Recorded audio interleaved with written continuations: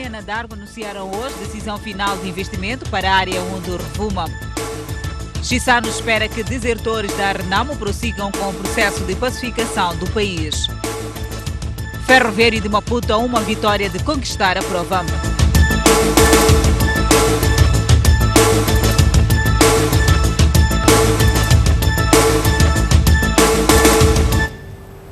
Olá, bem-vindo ao Jornal da Noite. O consórcio liderado pela Anadarko anunciou hoje a decisão final de investimento no gás da área 1 da bacia do Rovuma. A esta altura, saímos ao encontro do jornalista António Tiwa, que está no local de evento. Muito boa noite. Muito boa noite, respondemos a partir do campus da Universidade Eduardo Mondlane, onde terminou há pouco mais de 15 minutos a cerimônia de anúncio da decisão final de investimento por parte da Anadarko. É oficial a partir desta noite que há financiamento para a construção da infraestrutura que vai permitir a exploração do gás natural na área 1 da bacia do Rovuma. Foi uma cerimônia que durou pouco mais de 1h30, com destaque para momentos culturais e 3 principais intervenções aqui a destacar, a primeira das quais do CEO da Anadarko, o Sr. Al Walker, que falou do processo que antecedeu este anúncio da decisão final de investimento, todo o processo negocial que aconteceu e que permitiu que hoje pudesse se anunciar esta decisão final de investimento. Destaque também vai para a intervenção aqui da secretária adjunta do Comércio dos Estados Unidos da América, que destacou a importância deste anúncio para os dois países, avançando aqui que há ganhos que se podem prever tanto para os Estados Unidos da América, assim como para Moçambique. O presidente da República, Filipe Nyusi, que procedeu à intervenção, portanto, principal desta cerimônia, a destacar aqui os ganhos que Moçambique poderá ter com a exploração destes recursos naturais. Alguns aspectos aqui importantes a avançar da intervenção do Presidente da República é que apelou, portanto, às concessionárias a investirem no desenvolvimento do capital humano para que os moçambicanos também possam estar dotados de conhecimento para poder aproveitar as oportunidades que resultam da exploração destes recursos naturais na província de Cabo Delgado. A partir de 2025 é que se prevê que, portanto, já se possa produzir gás natural a partir da bacia do Rovuma. Daqui até lá, há necessidade de, portanto, gerir expectativas, segundo anunciou o Presidente da República aqui na sua intervenção. Os convidados continuam no interior da tenda, foram cerca de 650 convidados. Neste momento está a decorrer o jantar alusivo a esta cerimônia. Mais detalhes daquilo que foram as intervenções poderemos acompanhar nos próximos serviços noticiosos. Boa noite. Boa noite, António Tiwa, muito obrigada. É oficial já investimento no gás da área 1 da bacia do Rovuma. Na ocasião, o Presidente da República disse, com a decisão, Moçambique coloca-se na posição de ser maior produtor e exportador de gás natural liquefeito de África.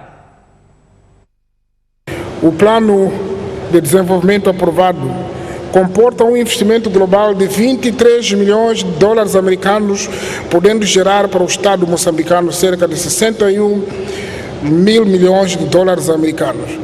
As perspectivas financeiras apontam que, a partir de 2025, as receitas do Estado estejam na ordem de 2,1 mil milhões de dólares americanos por ano. Moçambicanas e moçambicanos, o que antes eram perspectivas de investimento, hoje e agora transformou-se em certeza. Somos detentores de reservas de gás natural de classe mundial, que nos colocam na lista dos 10 países com as maiores reservas do mundo. Com este passo, Moçambique coloca-se na posição de ser maior produtor e exportador de gás natural liquefeito do continente, pois as reservas de gás natural de Moçambique são as maiores da África. Esta decisão de investimento encerra um processo longo e difícil de negociações, nas quais nos esforçamos não só para garantir a nossa viabilidade para que o investimento efetivamente se realizasse, mas também para garantir que este investimento possa gerar os níveis de crescimento que satisfaçam as necessidades e expectativas dos moçambicanos para nos transformarmos num hub energético regional referência no continente e no mundo.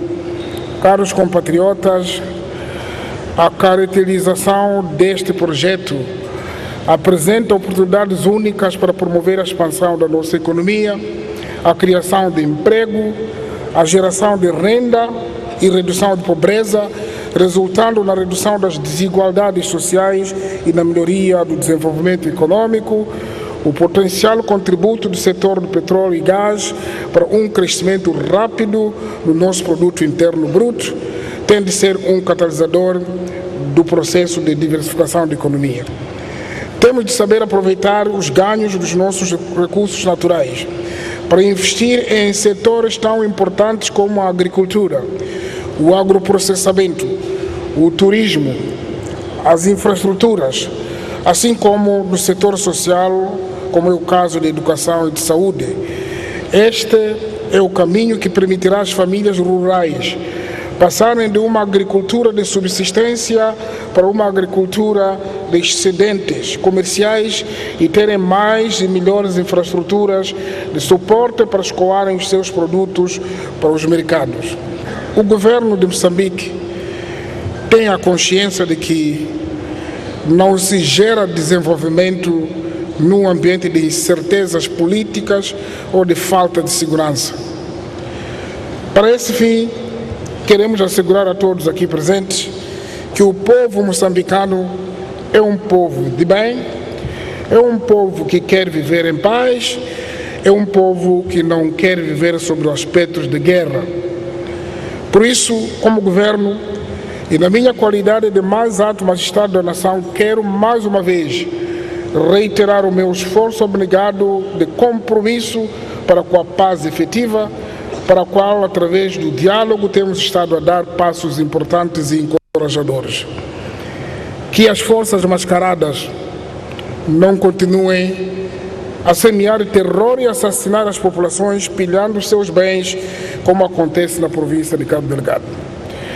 A todos aqueles que têm colaborado com honestidade para o alcance de uma paz efetiva, vai o nosso apreço e gratidão pelo seu apoio e pela sua inestimável entrega e dedicação. A Anadarko anunciou hoje o pacote de investimento total a ser alocado para a exploração de gás natural na área onde a bacia do Rovuma. São 25 bilhões de dólares que vão colocar... Que vai ficar para a posteridade. Sob testemunho do presidente da República, Filipe Nyusi, o ministro da Indústria e Comércio, Max Tonella, e o presidente da Comissão Executiva da Anadarko, Al Walker, assinaram um acordo da decisão final de investimento para a exploração do gás estrangeiras, incluindo o chefe de Estado do Zimbábue, Emmerson Mnangagwa, e o monarca da Suazilândia, Mswati III, para além de milhares de moçambicanos que acompanharam por via da televisão.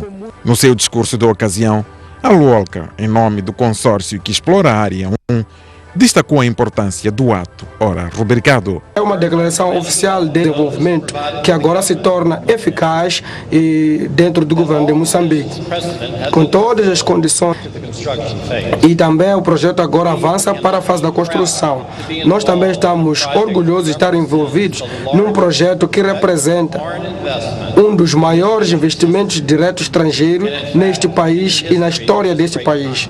E de facto, queremos dizer que não é um investimento ou uma oportunidade única para uma geração, mas uma oportunidade única na vida para o povo e para todos nós. A decisão ora anunciada é o culminar de um processo que iniciou há mais de uma década e que, segundo Al Walker, obrigou a tomada de decisões difíceis, superadas através da colaboração entre o governo e os parceiros. Não teríamos feito isso aqui sem a colaboração incondicional e apoio desde que essa nossa parceria chega ao fim. Em segundo lugar, nós estaríamos aqui hoje sem o apoio forte e de Moçambique. Gostaria de tomar este momento e mais uma vez dizer muito obrigado à Sua Excelência, o Presidente da República, e pela parceria que o governo tem feito para conosco.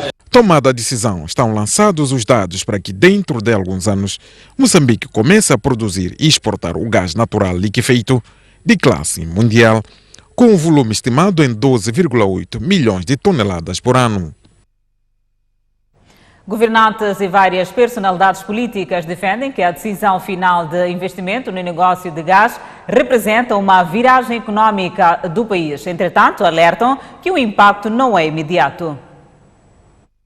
O impacto vai ser maior, o impacto para a nossa economia é um sinal muito grande de confiança e é isto que vai dar. Nós temos que estar preparados para podermos tirar vantagem deste desemprego, que nós temos que tirar vantagens deles. Em primeiro lugar, é o maior investimento da história do país, é um investimento que não acontece todos os dias, que vai levar o junto da receita fiscal do Estado. Então é um momento de viragem da nossa economia, um momento histórico. Traga o impacto que todos esperamos que traga. Eu tenho consciência que não vai ser as coisas sem impacto no longo prazo, tem um momento para começar. E me parece que este momento é um momento importante. Cada etapa nós vamos celebrando, esta é uma etapa importante, mas haverá outras. Vai haver ainda meses pela frente, até que se chegue ao momento, dentro daquilo que são as diferentes possibilidades e vantagens comparativas que Moçambique tem. Moçambique tem... O investimento traga felicidade ao nosso povo, que esse investimento traga ajudar o desenvolvimento nacional e que ajude que os moçambicanos transformamos que os responsáveis, juntamente com o Estado moçambicano, e criar felicidade para as novas gerações. O PCA da Empresa Nacional Vuma para o FMI, a decisão da Anadarko e parceiros, é um voto de confiança e de estar preparado para o negócio. Venda, as concessões cedidas têm que ver com o financiamento do projeto, a contratação dos empreiteiros. Não estamos já a negociar nada com ninguém. E isto é que significa de que a decisão final do investimento é a prontidão a contar a partir de agora. Quando começou o seminário sobre o mas com certificação já feita. Então o nosso pensamento é que daqui para frente vai ser anúncio, vai ter um anúncio público. Vão fazer uma diferença muito grande e hoje é um dia onde uma empresa importante, um grupo importante e associados realmente dão voto que os recursos eventualmente cheguem ao país, possam também aumentar os recursos dentro dos... Um dos agentes morto na fronteira da Ponta do Ouro diz ter recebido com choque e susto a notícia da morte do jovem polícia. Os familiares dizem que até agora não têm informação. Um ambiente de dor e tristeza foi o que encontramos na casa da feira da Ponta do Ouro por militares sul-africanos. Era o único homem de um total de 5 irmãos. Teve passagem pelo exército de idade. Na PEI, que também é agente da PRM, diz que foi comunicado pelo Ministério do Interior que seu filho foi morto. Nós só sabemos que desde que caiu no combate. Acompanharam, estou muito abalado. As fotografias, uma família constituída totalmente por membros das forças de defesa sobre vários assuntos e despediu-se para nunca mais voltar. De prosperidade e sempre projetávamos coisas melhores para nós, assim como para a família. Mas pergunto para alguém que vai trabalhar, se a pessoa está bem de saúde e ninguém espera. O outro agente que morreu na unidade de intervenção rápida na cidade de Maputo. O antigo presidente da República diz que o assassinato que ocorreu no posto administrativo da Ponta do Ouro contra agentes da Guarda Fronteira não vai comprometer as relações bilaterais entre Moçambique e a África do Sul. Joaquim Chissano classifica o crime como sendo uma ação de indivíduos e não de um Estado. Evidentemente que as relações de Moçambique e África do Sul vão continuar e os dois Estados certamente vão continuar a promover boa amizade, solidariedade, cooperação em todos os domínios, incluindo nesse domínio das forças policiais, nesse domínio das forças armadas, nesse domínio da segurança em geral. Portanto, não é o que alguns indivíduos praticam que pode caracterizar as relações entre Estados. Os homens que utilizaram cães para utilizaram moçambicanos para treinar os seus cães policiais são indivíduos, são polícias que têm a sua consciência. Temos o caso de Hermínio Macia, foram polícias que até foram postos ao julgamento. Mas os Estados querem que todos os seus cidadãos se comportem em conformidade com os princípios de harmonia entre os Estados. Não há nenhum dos nossos dois Estados que pretende que os cidadãos ajam como agiram esses que mencionou, incluindo esses que balearam na Ponta do Ouro. Aí até podemos dar as culpas ao outro lado, né? Sabem que nessas fronteiras há várias coisas. Eu mencionei aí exemplos de roubo de gado, por exemplo.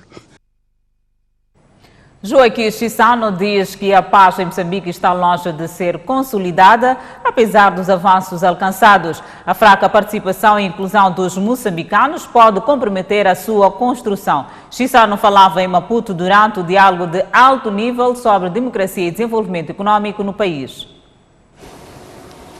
Estamos muito longe de sermos paz.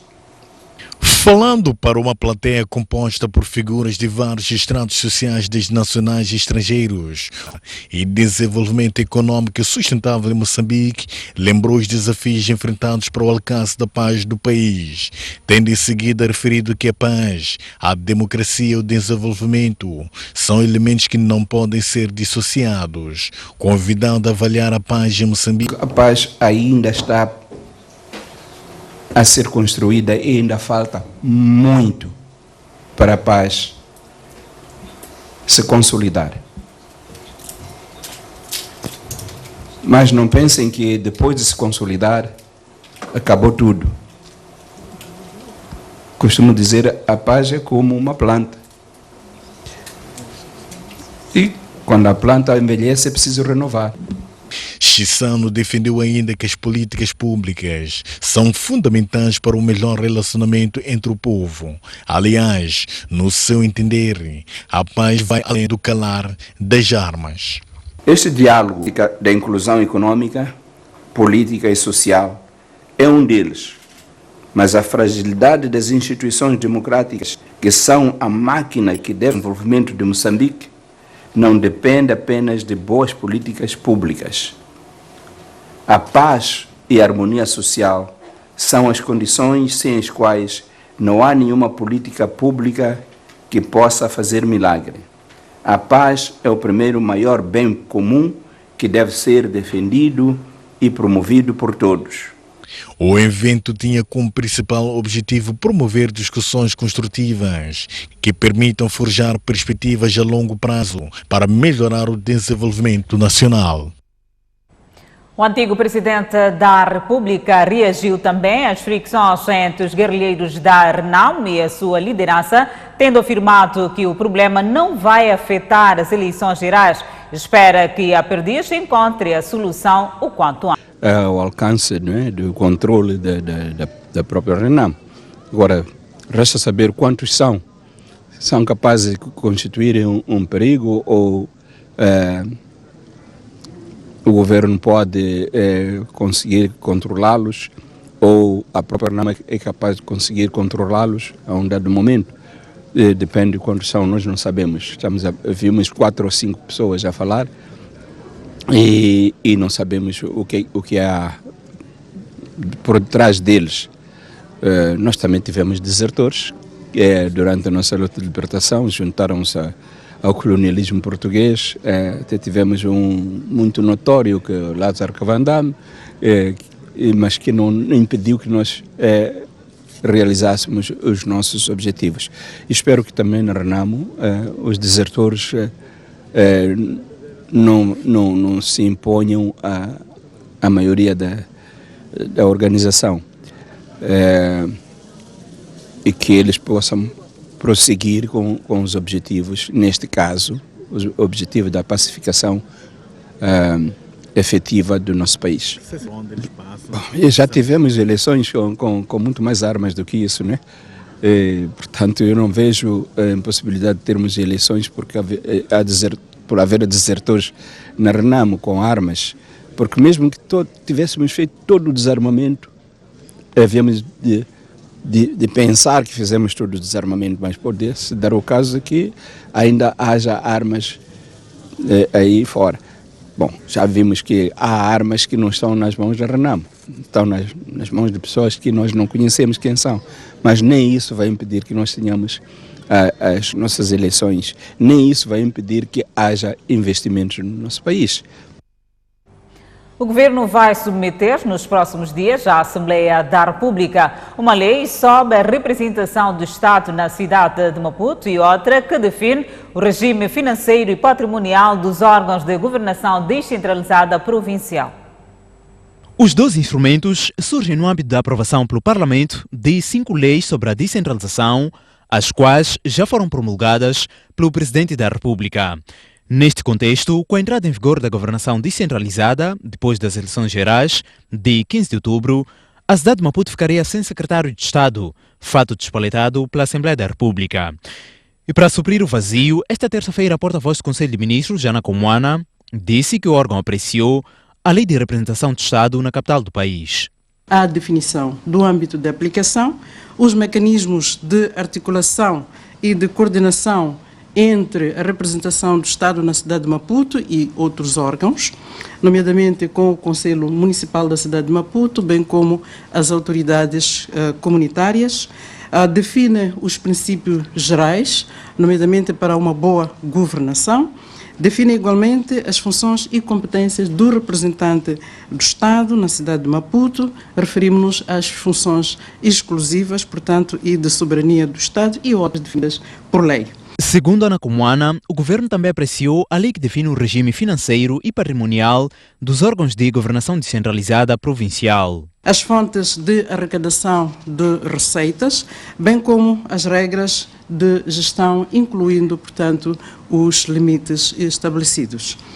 As regras de investimento público e também de contração de empréstimos e também as regras sobre a fiscalização e auditoria, bem como a prestação de contas destes órgãos. Na mesma sessão, a resolução que reconduz Miguel Matabel para o cargo de PCA da empresa Caminhos de Ferro de Moçambique, até agora a sessão geral. PCA do Instituto Nacional das Comunicações de Moçambique. Para este cargo foi nomeado Américo Muxanga.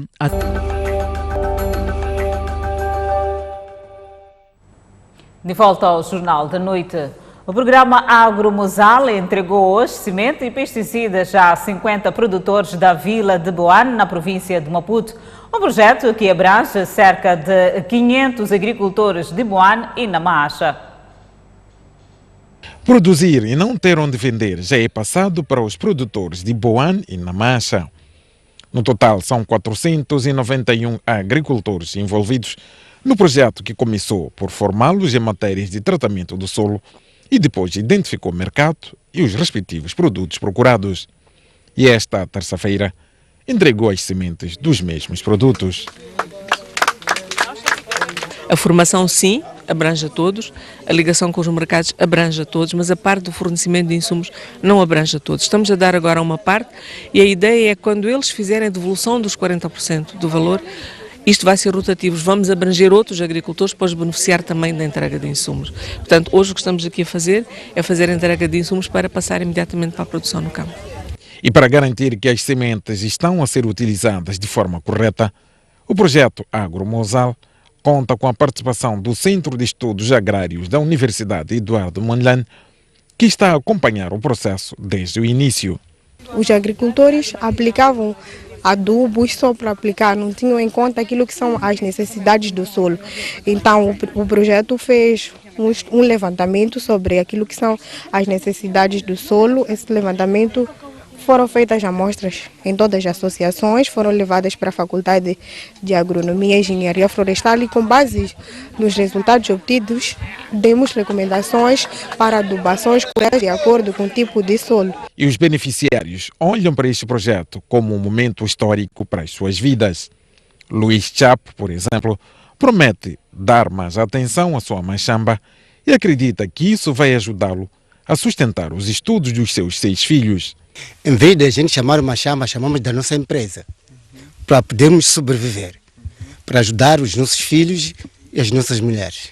A cerimônia de entrega das sementes também serviu para que os agricultores tivessem, pela primeira vez, um encontro físico com os fornecedores das sementes e os futuros compradores dos seus produtos.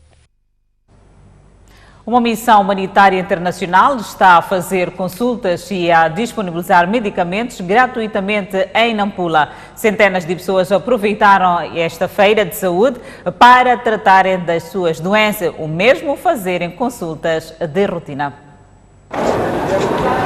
O Instituto Industrial de Nampula acolhe esta semana uma feira de saúde que junta 40 profissionais, dentre médicos e enfermeiros, provenientes dos Estados Unidos da América, Angola, Finlândia, Zimbábue e Portugal.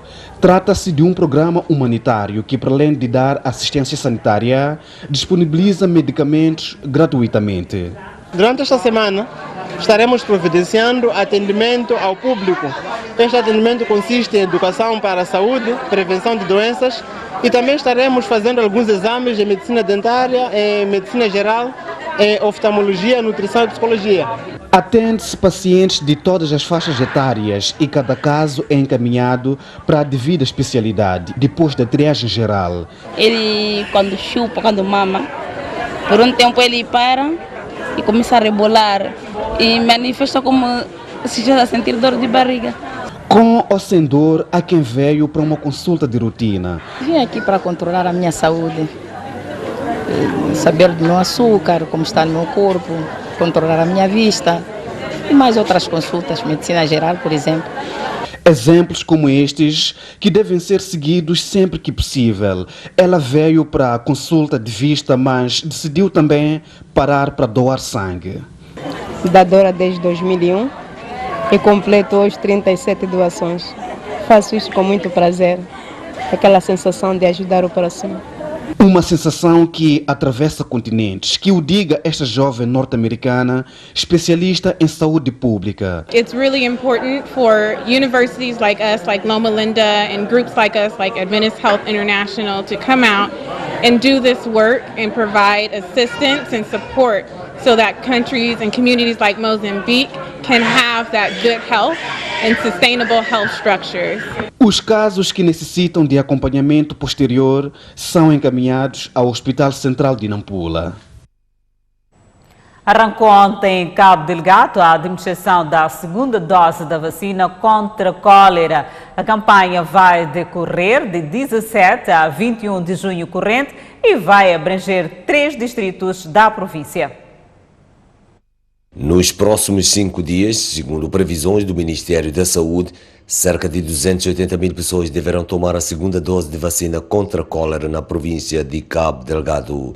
Entretanto, no ato do lançamento da campanha, à segunda em menos de um mês, o Instituto Nacional de Saúde apelou à tomada de medidas adicionais para evitar a inclusão da cólera em Cabo Delgado, pelo menos nos próximos 5 anos. Agora, a vacina sozinha não nos vai proteger contra a cólera. E há outras medidas de prevenção da cólera. Para ficar protegido durante 5 anos contra a cólera, é preciso tomar 2 doses desta vacina. Para convencer a população a aderir à campanha, o MISAU recordou o resultado obtido nas outras províncias, onde também decorreu a vacina contra a cólera. Queria recordar que nós usamos esta vacina contra a cólera já em outras províncias do país. Já usamos esta vacina contra a cólera em Nampula, em Niassa, em Tete. Usamos em Sofala também, depois do ciclone Idai.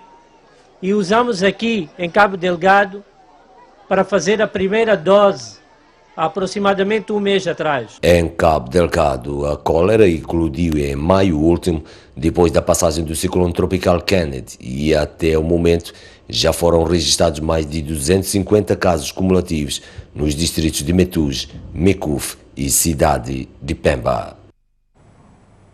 Em cada 100 crianças, 43% sofrem de desnutrição crônica na Zambésia. Para reverter a situação, o FDC vai introduzir um programa que visa reduzir os índices de desnutrição até 40%. Até o final de 2021, a província da Zambésia espera reduzir a desnutrição crônica de 43% para 40%. Em cada 100 crianças abaixo de 5 anos, 43% sofre da desnutrição crônica. A prevalência da desnutrição crônica das nossas crianças é de 43%. A província da Zambésia é a segunda província com prevalência elevada de desnutrição crônica e desde lá estamos a fazer um trabalho para ver se podemos reduzir, colmatar e combater a desnutrição crônica ao nível das nossas comunidades. Nós queremos baixar isso.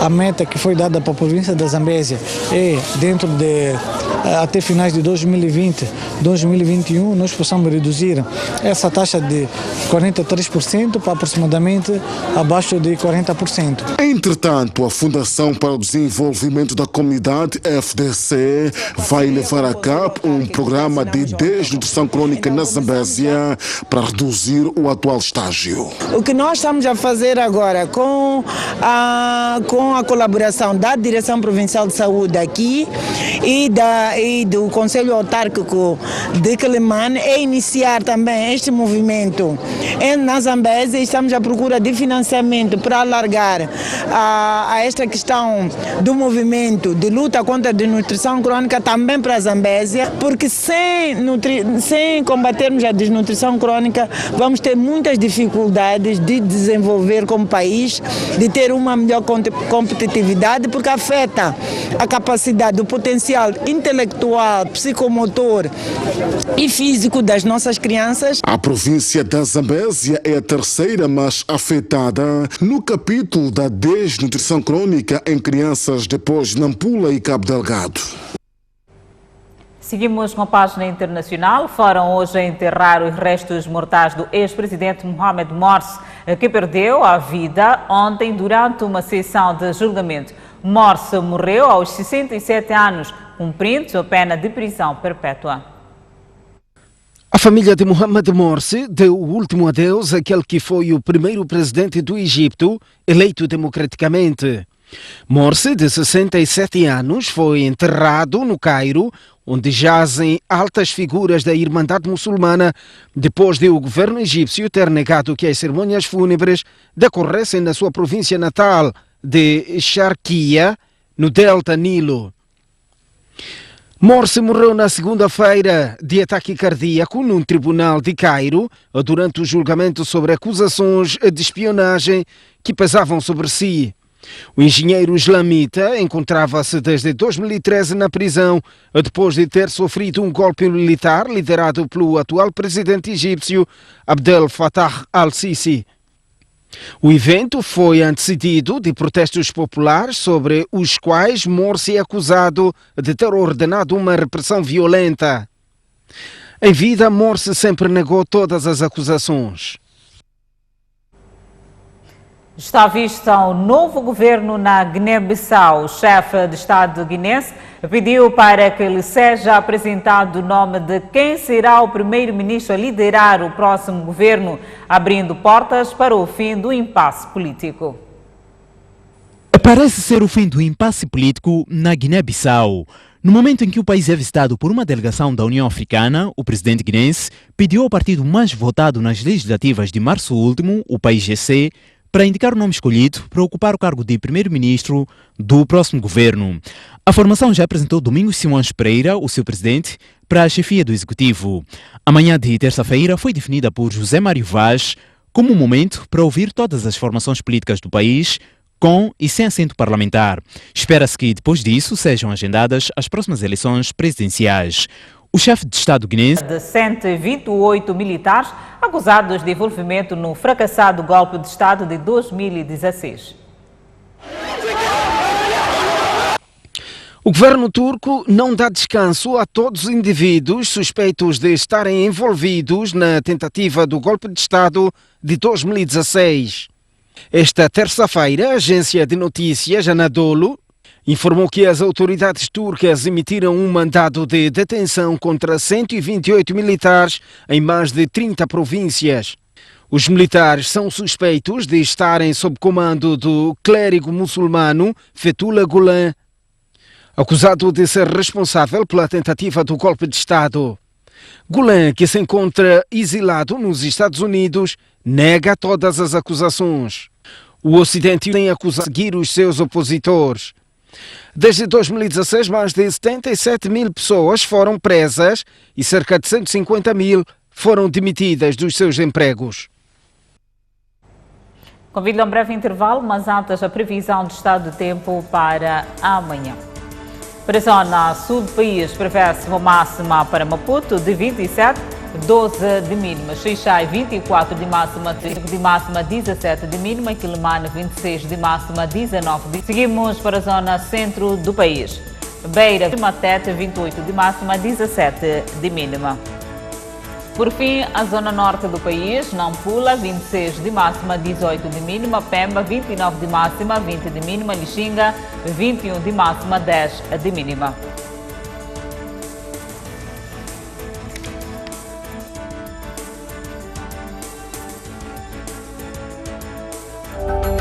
Notícias numa parceria. No domingo, no jogo 2, o Ferroviário de Maputo perdeu hoje com a Politécnica.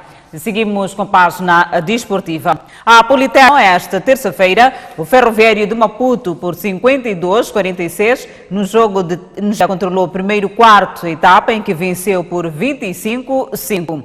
No jogo 4, os Locomotiva 33-21. O terceiro quarto foi equilibrado, sendo que esta etapa terminou empatada por cometer menos erros e vencer por 52-46.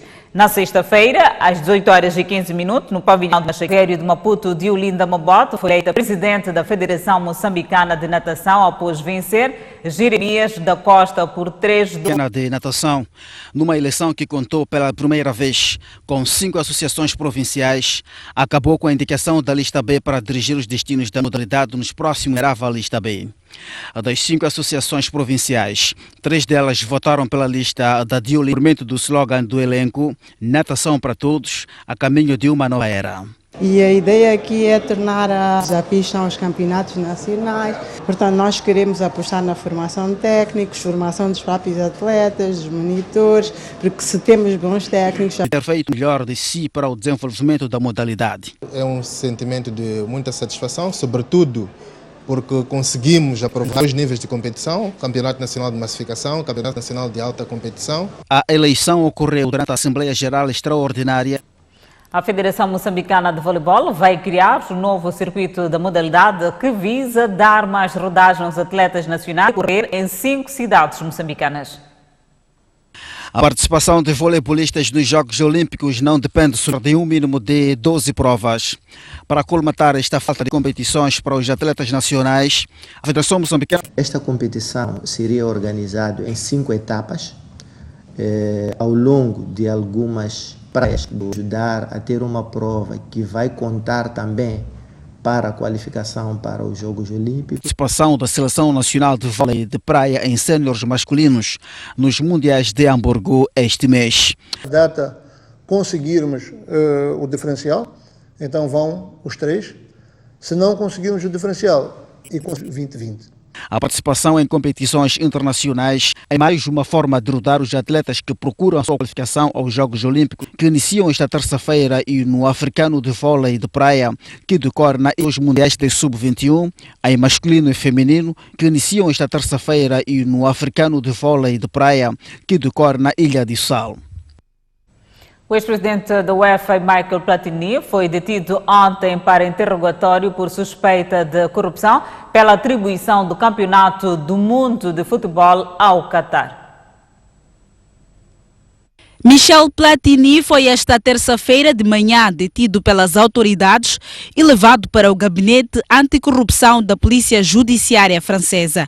Segundo adianta o jornal francês Mediapart, citado pelo jornal eletrônico Observador, a detenção ocorreu após suspeitas de corrupção relacionadas com a atribuição da organização do Campeonato do Mundo de 2022 ao Qatar. Platini recorde-se estava em funções no organismo que tutela o futebol europeu quando o Qatar foi nomeado organizador do Mundial de 2022, debaixo de grande polêmica em 2010. Um pagamento irregular a rondar os 2 milhões de euros de Joseph Blatter a Platini em 2011 ditou a suspensão dos dirigentes. Para além dos 8 anos de banimento, os antigos gestores tiveram de pagar uma multa de 46 mil euros e 74 mil euros, respectivamente. O antigo presidente da UEFA foi eleito em 2007, cargo que ocupou até 2015, ano em que foi suspenso pelo Comitê de Ética da FIFA, junto com o então presidente do organismo que gera o futebol mundial, Joseph Blatter, por 8 anos. Ex-presidente da UEFA é Michel Platini e não Michel Platini, como erradamente me pronunciei. E desta maneira colocamos ponto final ao Jornal da Noite. Obrigada pela atenção dispensada. Até amanhã.